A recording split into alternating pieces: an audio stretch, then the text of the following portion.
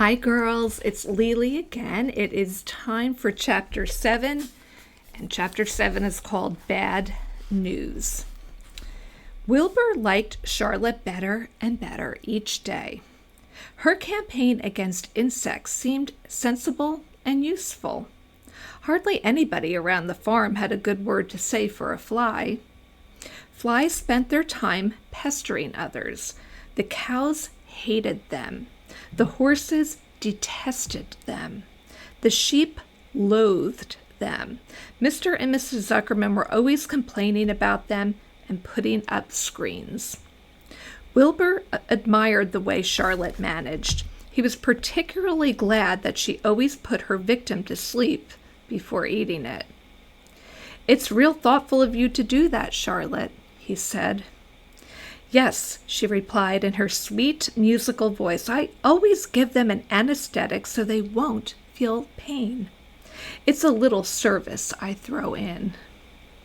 As the days went by, Wilbur grew and grew. He ate 3 big meals a day. He spent long hours lying on his side, half asleep, dreaming pleasant dreams.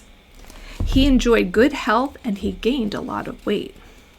One afternoon, when Fern was sitting on her stool, the oldest sheep walked into the barn and stopped to pay a call on Wilbur. "Hello," she said. "Seems to me you're putting on weight." "Yes, I guess I am," replied Wilbur. "At my age, it's a good idea to keep gaining." "Just the same, I don't envy you," said the old sheep. "You know why they're fattening you up, don't you?"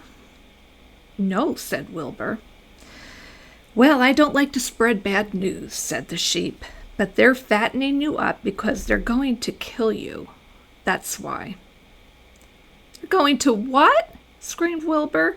Fern grew rigid on her stool. "Kill you, turn you into smoked bacon and ham," continued the old sheep. "Almost all young pigs get murdered by the farmer as soon as the real cold weather sets in. There's a regular conspiracy around here to kill you at Christmas time. Everybody is in the plot. Lurvy, Zuckerman, even John Arable." "Mr. Arable," sobbed Wilbur. "Fern's father." "Certainly. When a pig is to be butchered, everybody helps. I'm an old sheep and I see the same thing, same old business year after year. Arable arrives with his .22, shoots the—" "Stop!" screamed Wilbur. "I don't want to die. Save me, somebody, save me." Fern was just about to jump up when a voice was heard. Be quiet, Wilbur," said Charlotte, who had been listening to this awful conversation. "I can't be quiet," screamed Wilbur, racing up and down. "I don't want to be killed. I don't want to die. Is it true what the old sheep says, Charlotte? Is it true they're going to kill me when the cold weather comes?" "Well," said the spider, plucking thoughtfully at her web, "the old sheep has been around this barn a long time.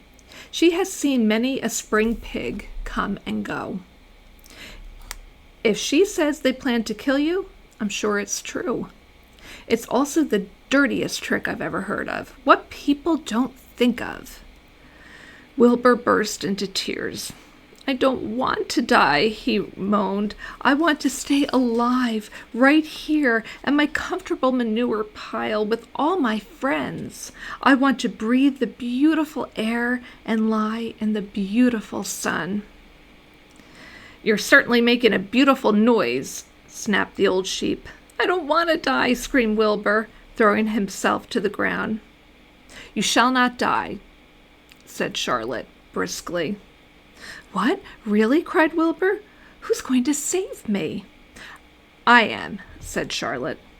"How?" asked Wilbur. "That remains to be seen. But I am going to save you, and I want you to quiet down immediately. You're carrying on in a childish way. Stop your crying. I can't stand hysterics."